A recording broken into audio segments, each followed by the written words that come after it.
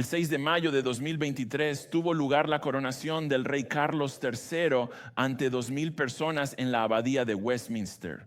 Fue la primera coronación en más de 70 años. Personas de todo el mundo llegaron a Londres para celebrar la ocasión, que, si recuerdas, es la razón por la que enviamos un equipo de evangelismo allí.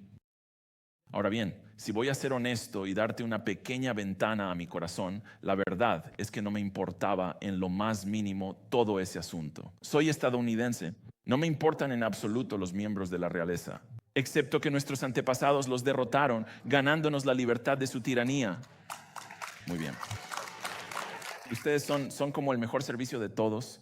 Ninguno de los otros hizo eso. Bien por ustedes. En fin, después de abrirse paso desde el Palacio de Buckingham hasta la Abadía de Westminster, la frase "Dios salve al rey Carlos" fue proclamada cuando él entró en la abadía. El arzobispo de Canterbury administró el juramento de coronación, en el que Carlos juró defender la ley y proteger la iglesia. Una promesa que firmó comprometiéndose a cumplir antes de orar. Después de algunas lecturas de la Biblia, Carlos tomó asiento en la silla de la coronación. Mientras estaba sentado, fue ungido con aceite del Monte de los Olivos en Israel. Después de esto, la corona del rey Eduardo fue colocada sobre su cabeza. Y a partir de ahí, recibió bendiciones de líderes religiosos. Algunos líderes clave rindieron homenaje y luego se invitó al público a jurarle lealtad. Logré pasar por eso sin ahogarme, aunque apenas lo logré. Luego, él y la nueva reina tomaron la comunión mientras la congregación recitaba el Padre Nuestro. Después de eso, regresaron al Palacio de Buckingham, donde ambos aparecieron en un balcón, saludando a sus súbditos y recibiendo un saludo real del ejército. Y así Inglaterra tenía a su nuevo rey. Ahora, como estadounidenses, no tenemos rey. En realidad, se supone que todos somos los reyes de nuestra nación, ya que nuestro gobierno debe trabajar para nosotros, cumplir nuestras órdenes y mejorar nuestras vidas. O tener un gobierno que funcionara como se supone que debe hacerlo. Aunque los estadounidenses no tienen un rey, todos nosotros personalmente tenemos un rey. Es por lo que vivimos. Es a lo que estamos dedicados. Es nuestra máxima prioridad. Y más a menudo de lo que pensamos, ese rey somos nosotros mismos. Hoy veremos la coronación de Jesús como el Mesías, el rey de Israel. Pero a lo largo de todo esto se te desafiará a evaluar si Jesús es o no es rey, es decir, si Él es tu rey. Vamos a hacer esto observando a los 3 personajes principales en los versículos iniciales del capítulo 12 de Juan. Este capítulo comienza como una coronación, pero una coronación radicalmente diferente a la que experimentó Carlos. No hubo pompa, no hubo ceremonia, no hubo música, ni coros, ni honores militares, ni procesiones, ni insignias reales, ni corona, al menos no todavía. Recibirá una corona de espinas, no de oro, ni de piedras preciosas. Esta coronación se da en el contexto del final del ministerio público de Jesús. En el capítulo 12 de Juan se documenta la última oportunidad para que cualquiera allí entregue su vida a Él y sea salvo. Cuando comenzamos el capítulo 13, Él solo se enfocará en sus discípulos, después de que esta fuera la última oportunidad para el público. Así que al comenzar el capítulo 12, es sábado por la noche, 6 días antes de la cruz. Mira el versículo 1. 6 días antes de la Pascua, Jesús fue a Betania, donde estaba Lázaro, a quien Jesús había resucitado de entre los muertos. En otras palabras, lo que esto está diciendo es que Jesús entró en el área donde su vida estaba en riesgo, porque es 6 días antes de la Pascua, cuando Israel celebra que Dios los rescató de la tiranía egipcia. Él entra en Betania, un pueblo en las laderas orientales del Monte de los Olivos, a menos de 2 millas de Jerusalén y del templo. Y este pueblo es identificado por su residente más famoso, Lázaro, fíjate, a quien Jesús resucitó de entre los muertos. Quiero decir, no es algo malo por lo que ser conocido. Me lo imagino usando una camiseta que diga, solo se vive una vez, pero ese no es su caso. Ahora parece que todo el pueblo está personificado en el versículo 2. Así que ellos, es decir, el pueblo de Betania, le ofrecieron una cena allí. La palabra así que significa que la cena está relacionada con la resurrección de Lázaro. Eso significa que esta cena fue en honor a Jesús por haber resucitado a Lázaro de entre los muertos, lo que convierte esto en una ocasión feliz y alegre. Esto es una celebración. Mateo y María nos dicen que la fiesta tuvo lugar en la casa de un hombre llamado Simón el leproso, o mejor dicho, Simón el ex leproso. Me pregunto si le gustaba ser conocido como el leproso, aunque ya no tuviera la enfermedad. Debe de haber sido un fastidio para él. Jesús tuvo que haberlo sanado, ya que de otra manera nadie estaría en su casa. Sería un marginado si no hubiera sido sanado. Ahora sabemos que hay al menos 14 personas en esta fiesta. Tenemos a Simón, a Jesús y a los 12 discípulos. Pero hay al menos 3 personas más allí. Mira de nuevo el versículo 2. María servía y Lázaro era uno de ellos, de los que estaban recostados con él a la mesa. No es de sorprender que María esté allí sirviendo a la gente, tal como lo hace en Lucas capítulo 10. Y simplemente le encanta servir, como a algunos de ustedes les encanta servir. Así es María, simplemente le encanta servir a los demás. Y luego nota que Lázaro está allí, está vivo y bien. Y fíjate que dice que él está aquí, él simplemente está con Jesús. Quiero decir, ¿no harías tú lo mismo si Jesús te hubiera resucitado de entre los muertos hace una semana o algo así? Solo querrías estar con él. Podemos permanecer cerca. Ese es Lázaro. Dice que él, Jesús y algunos otros estaban recostados a la mesa. Para ayudarte a imaginar esto, quiero que visualices una especie de mesa baja, como de café, junto a la cual los invitados estarían acostados. Sus cabezas estarían cerca de la mesa. Quizá estén apoyados sobre su codo izquierdo mientras comen con la mano derecha y sus pies estarían apuntando lejos de la mesa. Puede que se viera algo así. Todos los que están ahí se lo están pasando bien. Están comiendo, conversando, pasando el rato. Todos simplemente disfrutan de la compañía de los demás. Eso es hasta el versículo 3. Entonces María tomó una libra de perfume costoso hecho de nardo puro, ungió los pies de Jesús y los secó con su cabello. La casa se llenó con la fragancia del perfume. Si estás familiarizado con este evento, puede que pases por alto el hecho de que todo lo que hizo María es simplemente extraño. Es simplemente raro. Pero esa palabra, por lo tanto, en el versículo 3, significa que como Lázaro, su hermano, estaba allí vivo, María quería hacer algo para honrar a Jesús. Así que esto fue lo que hizo. Ahora, una libra de líquido habría sido un poco menos de 12 onzas. Así que piensa en un frasco de perfume del tamaño de una lata de Coca-Cola. Juan nos dice que ella lo derramó sobre los pies de Jesús. Mateo y María dicen que lo derramó sobre su cabeza. Quizás simplemente lo derramó por todo su cuerpo. Luego nos dice que era caro. Y eso es por la forma en que se hace. Este aceite se extraía de plantas, donde muchas plantas eran trituradas para obtener un poco de aceite. Así que 12 onzas habrían requerido mucho y habría tomado mucho tiempo. También es caro por el lugar de donde provenía, que es el norte de la India, lo que significaba que para llevarlo hasta donde podía ser vendido, había que transportarlo en el lomo de camellos recorriendo cientos de millas a través del Himalaya. Y en tercer lugar, es caro por lo que es. Fíjate en el versículo 3, es puro, sin contaminar, genuino. Esto no era la marca de Walmart. Era de la más alta calidad. Por eso Judas calcula en el versículo 5 que vale un año de salario. Que María derramara esto sobre Jesús solo muestra cuánto significaba él para ella y cuánto significó para ella este acto de gracia de resucitar a su hermano de entre los muertos. También vemos lo humilde que es ante Jesús porque unge sus pies.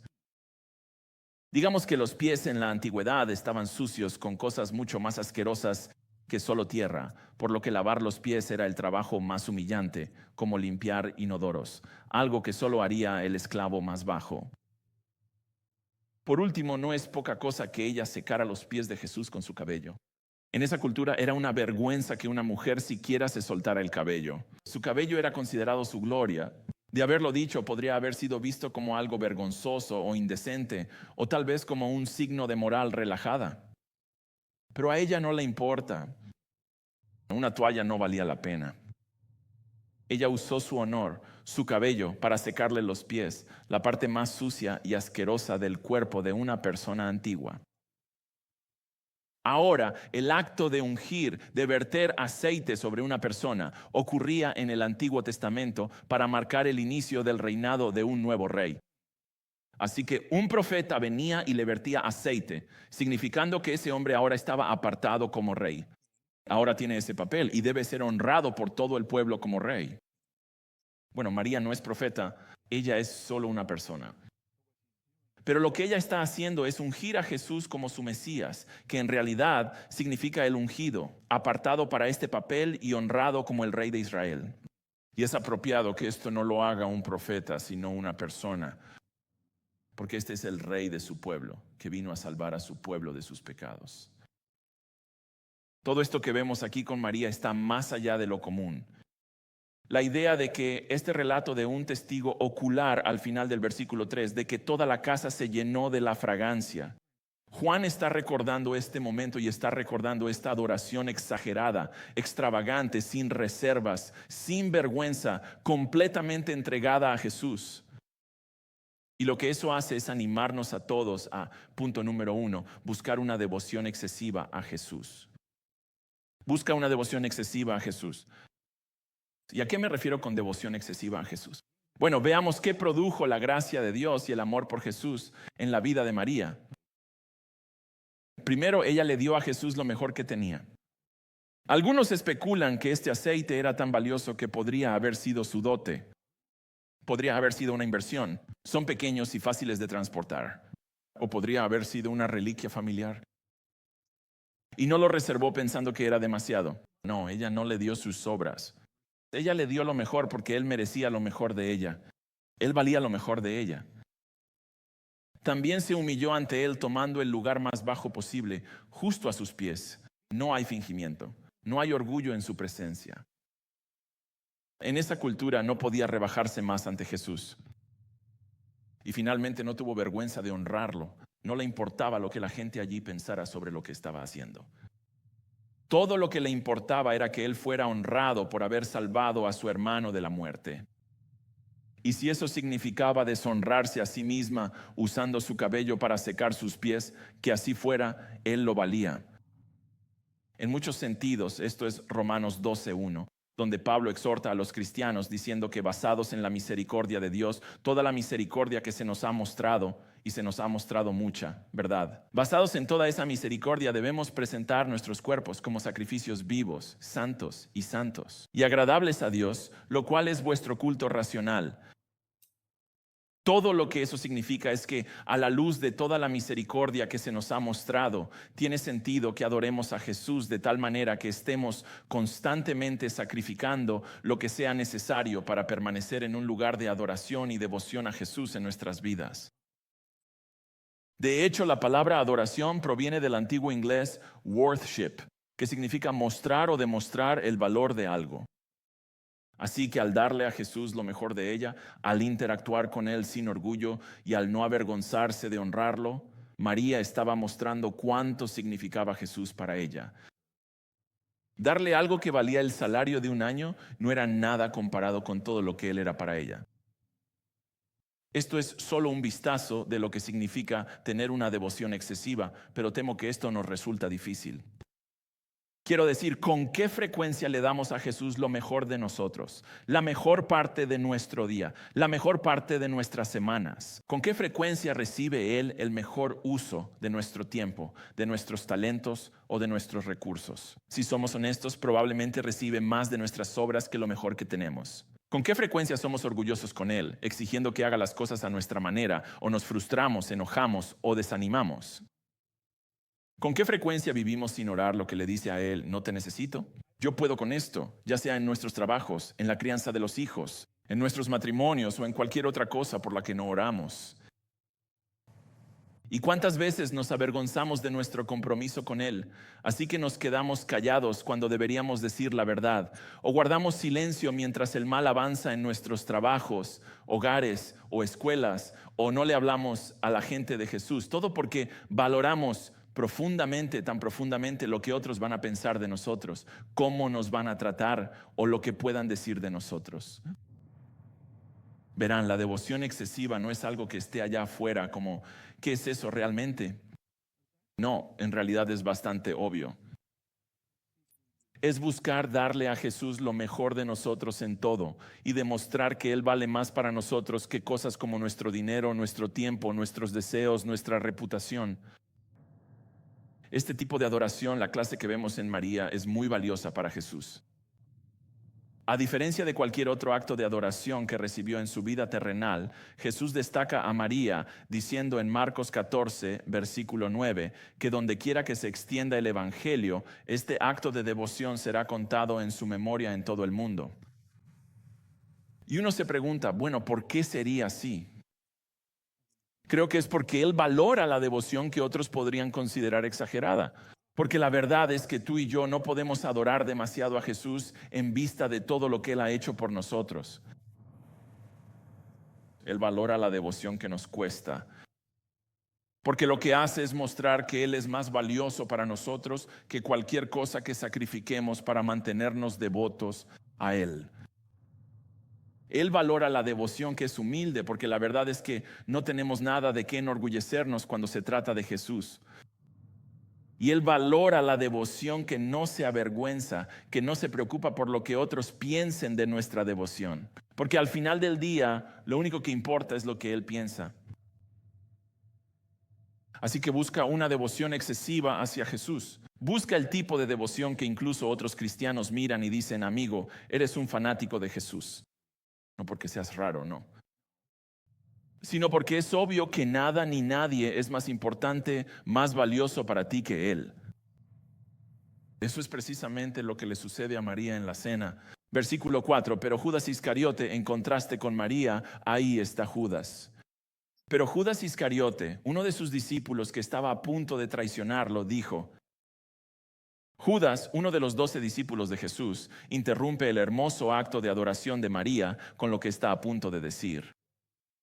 Su apellido Iscariote probablemente significa hombre de una aldea llamada Keriot, que está a unas 30 millas al sur de Jerusalén. Curiosamente, en el versículo 4, Juan ni siquiera puede decir su nombre sin añadir de inmediato que hizo lo impensable y traicionó al Señor. Sorprendentemente, más allá de interrumpir a María, en realidad tuvo la audacia de confrontarla. Versículo 5. ¿Por qué este ungüento no se vendió por 300 denarios y se dio a los pobres? María, estás equivocada al dar un regalo tan lujoso a Jesús cuando otros podrían haberse beneficiado más de él, como los pobres. O el versículo 6, como yo.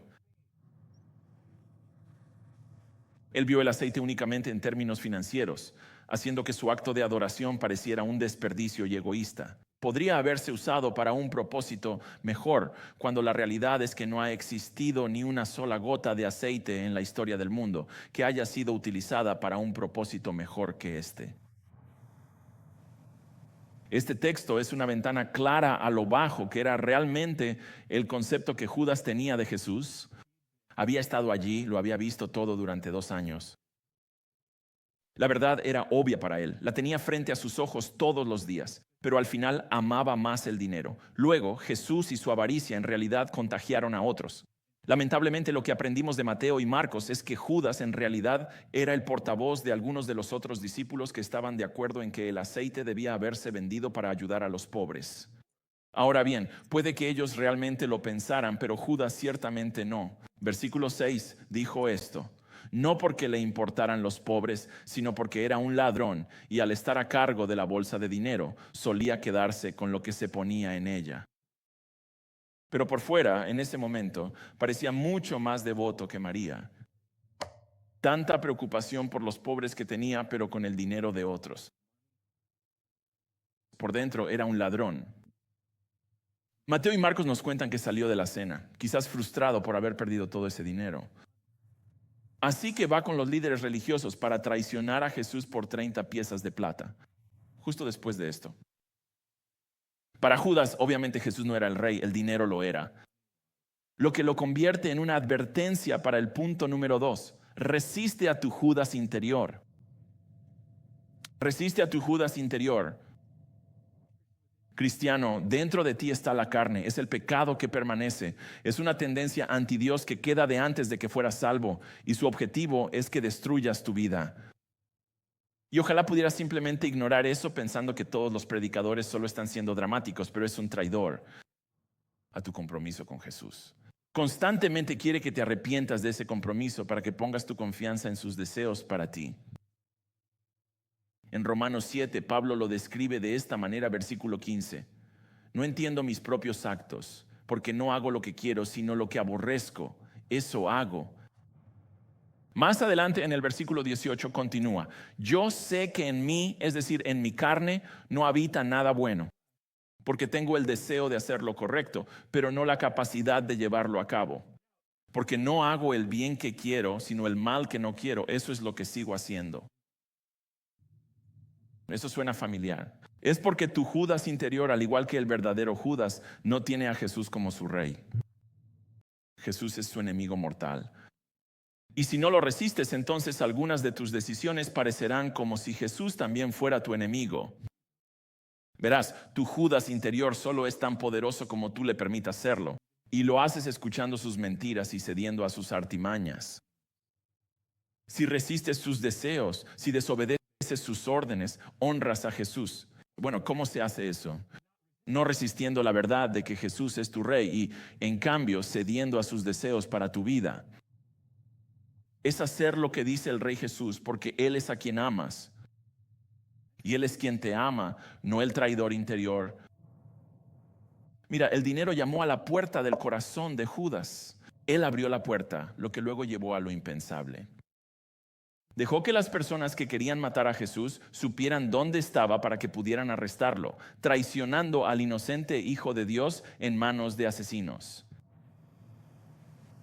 Pero aquí está el asunto. Tu Judas interior también puede llevarte a hacer lo impensable. Niños, adolescentes, jóvenes, adultos, les estoy hablando a ustedes. Si no resuelves este asunto en tu corazón, ¿quién será el rey, Jesús o tú?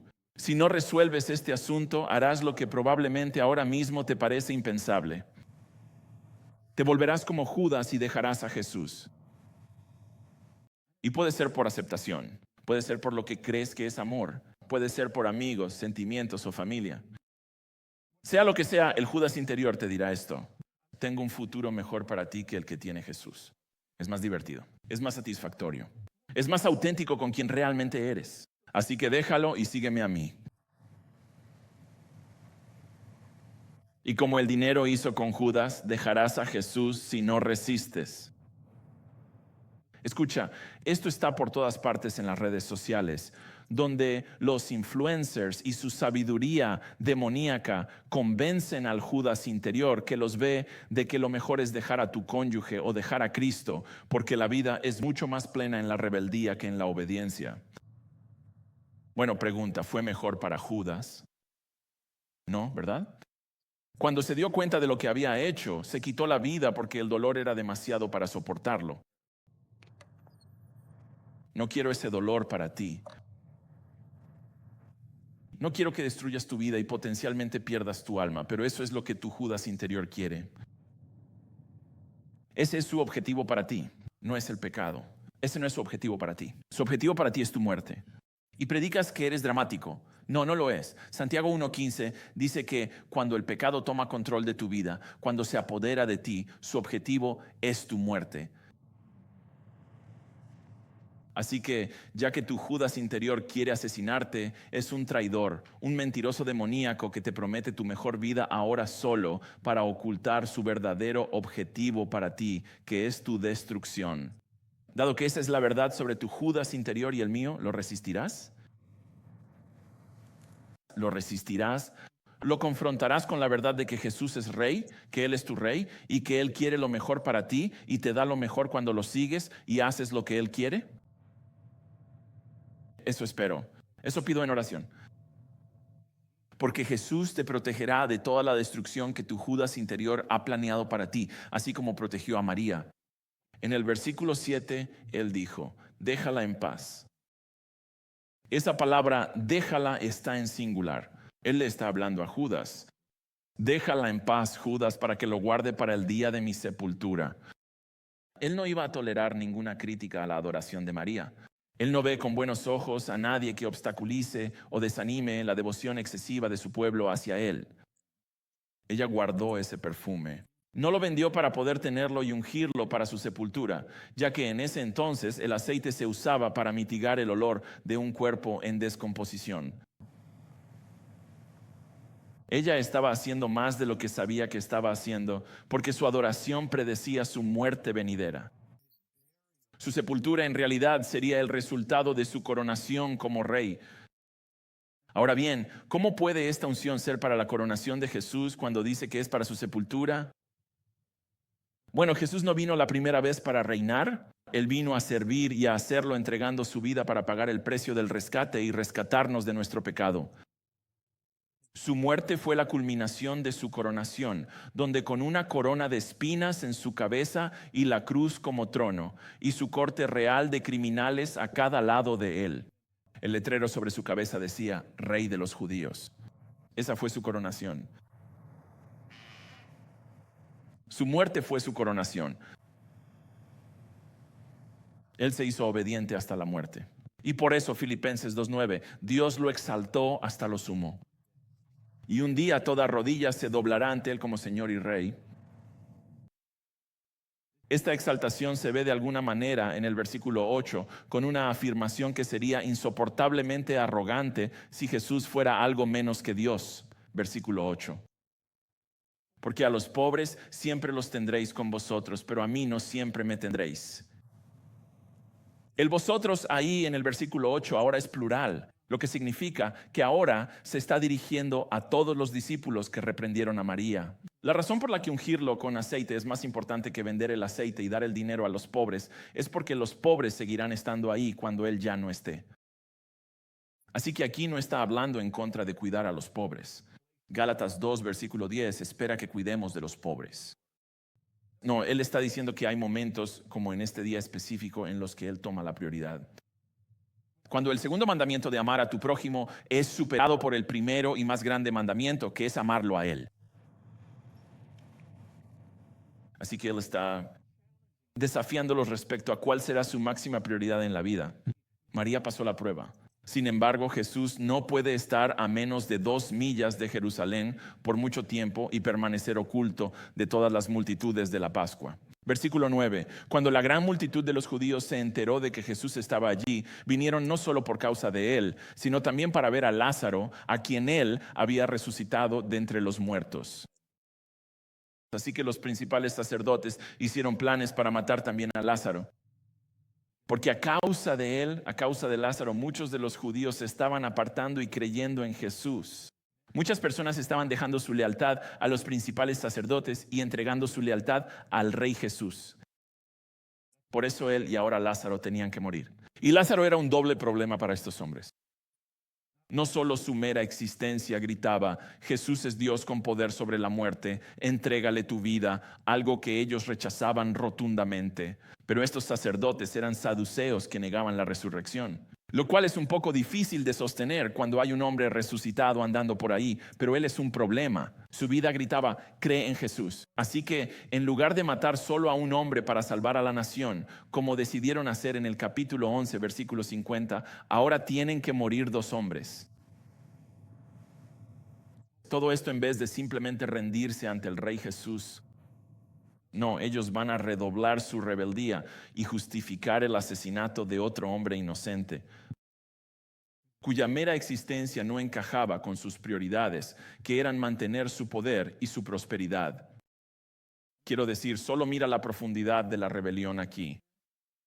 No solo el pecado lleva a más pecado, como matemos a 2 hombres inocentes en vez de uno, sino que el pecado los volvió tontos, ¿verdad? El pecado siempre nos vuelve tontos. Pero fíjate en lo tontos que los hace. Quiero decir, si Jesús pudo resucitar a Lázaro de entre los muertos una vez, si mataban a Lázaro, ¿no podría él simplemente hacerlo de nuevo? Ellos no llegaron tan lejos. Cuando Jesús reprendió a Judas y a los discípulos que siguieron su avaricia, así como la obstinada rebeldía de los sumos sacerdotes, todo eso te anima a ti y a mí al punto número 3. Mantén a Jesús como tu máxima prioridad. Punto número 3. Mantén a Jesús como tu máxima prioridad. La reprensión de Jesús fue un desafío respecto a cuál era la máxima prioridad de sus discípulos. Mientras que la máxima prioridad de los líderes religiosos era su propio poder y acabar con Jesús y su influencia. Pablo anima a los cristianos en Roma a mantener a Jesús como su máxima prioridad en Romanos 14:8, diciendo, cito, si vivimos para el Señor vivimos. Él es la razón por la que vivimos. Y si morimos, morimos para el Señor. Permanecemos comprometidos con Él incluso en la muerte. Así que ya sea que vivamos o que muramos, somos del Señor. Porque para esto Cristo murió y resucitó, para que Él sea Señor, Rey, Mateo, el que está a cargo. Él anima a lo mismo a los cristianos en Corinto. Segunda de Corintios 5:15, cito, Él murió por todos, para que los que viven, es decir, los cristianos, los que viven después de ser salvos, ya no vivan para sí mismos, sino para aquel que por ellos murió y resucitó. ¿Ves? El paradigma en ese último versículo pinta perfectamente el cuadro de la lucha, que es mantener a Jesús como nuestra máxima prioridad, ¿verdad? Por un lado, tienes vivir para aquel que murió y resucitó para salvarnos de nuestros pecados. Y por el otro lado, estamos nosotros viviendo para nosotros mismos, manteniéndonos como la máxima prioridad. Mira, lo que el dinero iba a hacer por Judas, eso fue lo que mantuvo a Judas como su máxima prioridad. Lo que el poder iban a hacer por estos líderes religiosos es lo que los mantuvo a ellos como su propia máxima prioridad. Y bien, ¿qué les ayudó a justificar en sus mentes el matar a Jesús y a Lázaro? Para algunos es su comodidad lo que los mantiene como su máxima prioridad. Para otros es la exigencia de salirse siempre con la suya lo que los mantiene como su máxima prioridad. Juan el Bautista conocía esta dinámica. Él sabía que Jesús debía ser la máxima prioridad. Él sabía que él mismo se interponía en eso. Y por eso les dice a sus discípulos en Juan 3:30 que Jesús debe crecer, pero yo debo menguar. Hablar de Jesús o de nosotros como la máxima prioridad es muy parecido a un sube y baja. Ahora, cuando yo era niño, ya no quedaban muchos de estos, probablemente porque algunos de ustedes, que son un poco mayores que yo, se divertían demasiado en los sube y baja, y también probablemente porque los sube y baja se veían así. Ni siquiera sé cómo los niños se subían, y mucho menos cómo se bajaban de esa cosa, ¿verdad? Quiero decir, cuando un niño se baja, ¿acaso el otro no se estrella contra el suelo? O sea, ¿puedes ver eso? Apuesto a que era divertido de todos modos. Apuesto a que era increíble. De todas formas, el principio aquí era simple. Como en un sube y baja, a medida que tú y tus deseos suben en prioridad, Jesús baja. A medida que bajas, que te humillas, que vives para agradarle a Él en vez de a ti mismo, que vives para que Él se vea grande en vez de tú mismo, cuando eso sucede, Él sube y se mantiene arriba. Y se mantiene como la máxima prioridad en tu vida. Es justo donde pertenece, donde merece estar por toda la misericordia que se nos ha mostrado, ¿verdad? Es realmente así de simple. Y aquí está el asunto. No estoy diciendo que pases de 20 a 100. Es una prioridad 20. Tengo que llevarlo a 100. No, ¿qué tal si pasamos de 20 a 30? ¿Qué tal si simplemente pasamos de 50 hasta 60? Simplemente muévete en la dirección del 100. No pienses que si no puedo llegar a 100 desde 20, entonces ni siquiera vale la pena. No, vale la pena. Simplemente da el siguiente paso. Es realmente así de simple. Quiero decir, piénsalo. Cualquiera que nos ame infinitamente, que dejó el cielo para venir a este mundo maldito por el pecado, que fue castigado y murió por nuestros pecados, que resucitó a sí mismo de entre los muertos para no morir jamás, cualquiera que haga todo eso lo merece. Él merece ser la máxima prioridad en nuestras vidas. Y cualquier rival suyo merece ser apartado. Así que Jesús no era el rey de Judas. Él era el rey de María.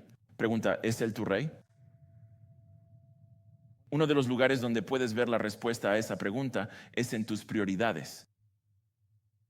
¿Dónde está Él en tu conjunto de prioridades diarias en lo que respecta a tu tiempo, tus talentos, tus pasiones, tus habilidades, tus tesoros, tus recursos? ¿Es Él una prioridad en absoluto? ¿Está Él cerca del final?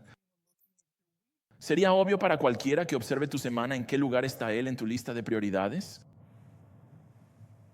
Quiero decir, para muchos lo tratan solo como su salvador, como, gracias Jesús por salvar mi alma. Sabes, estoy bien, pero no vivirán para Él como rey. No tienen un corazón de devoción y adoración como el que vemos en María aquí. No, su devoción es más como la de Judas. Todo es por fuera, no sale de sus corazones. Y a veces es difícil saberlo solo por lo exterior. Quiero decir, como Judas en este momento, por fuera se veía igual que todos los demás. Él vio los milagros como ellos, escuchó las enseñanzas como ellos. Vivió con Jesús por más de 2 años, igual que ellos. Incluso predicó en el nombre de Jesús, igual que ellos. Pero en su corazón Jesús no era el rey. En realidad él esperaba que Jesús le hiciera ganar dinero. Y cuando no lo hizo, lo traicionó. Y así es como sabes si Jesús es tu rey. Si en tu corazón Él es la máxima prioridad cuando otras cosas intentan quitarlo del trono de tu corazón. Porque al final del día, Él no es el medio para conseguir lo que realmente quieres. Como Judas era el dinero. Hay dentro de ti este deseo de que Él sea lo más importante. O sea, hombre, que ni siquiera pienso en esto. No, Jesús es el Hijo y todo en nuestra vida debe girar en torno a Él. ¿Perfectamente? Nunca. ¿En tu corazón eso es lo que quieres? Sí. Entonces, ¿es Él tu rey? Si Él no es una prioridad en absoluto, te invito a que lo hagas acercándote al Rey del amor que vino a salvar a pecadores como tú y como yo del castigo eterno que merecemos por cada uno de nuestros pecados. Él tomó el castigo del pecado en la cruz y escucha, lo tomó todo. Y todo significa todo. No dejó ni siquiera una pequeñísima mota de tu pecado para que tú te encargaras de ella. Él lo pagó todo. Él se encargó de todo. Él lo limpia todo al 100%.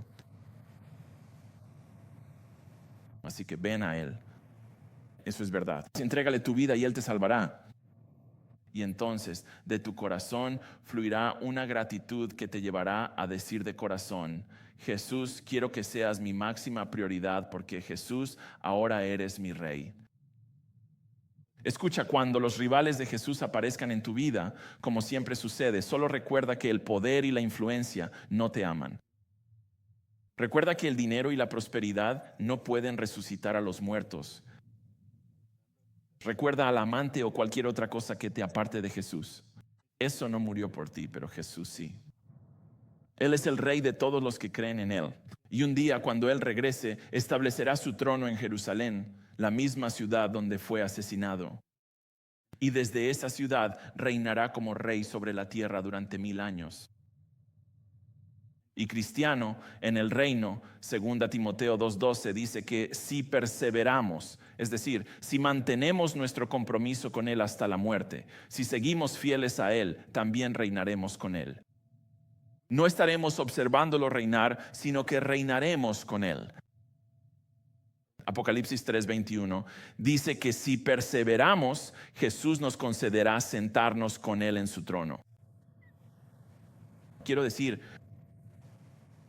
no estaremos debajo de su trono mirándolo hacia arriba, sino que estaremos en su trono con Él.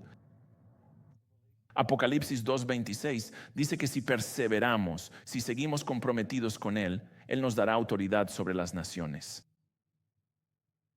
En otras palabras, si seguimos comprometidos con Jesús, nuestro Rey, Él compartirá su gobierno con nosotros. Ahora, no sé exactamente qué significa eso, pero te diré esto. Yo quiero Hawái. Quiero gobernar ese lugar. Ese es mi lugar. Pero suena, sea lo que sea, suena realmente genial para quienes lo aman. Pero si no lo amas, 1 Corintios 16:22 dice que estás maldito. Y estás maldito porque todavía tienes tu pecado como una mochila pegada a ti. Pero Jesús dice, yo tomaré eso. Hagamos un intercambio. Esa mochila de pecado por mi historial perfecto de justicia es el mejor intercambio que puede existir. Y es ese intercambio el que vamos a celebrar en un momento cuando tomemos la comunión. Pero antes de hacerlo, oremos.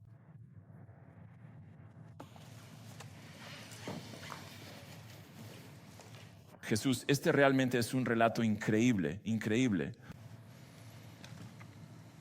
Tú lo dijiste. Donde quiera que se predique el Evangelio, este evento será contado de nuevo en honor a María. Y aquí estamos. Acabamos de hacerlo. Oro para que seas honrado. Así como María, que el amor que tienes por nosotros brote de nuestros corazones en amor hacia ti. Y que eso suceda aún un poco más ahora mientras tomamos la comunión y recordamos tu muerte por nuestros pecados. Donde sea que estemos, al venir a escuchar tu palabra hoy, oro para que uses estas verdades para ayudarnos a dar el siguiente paso más cerca de ti y de tu voluntad para nuestras vidas.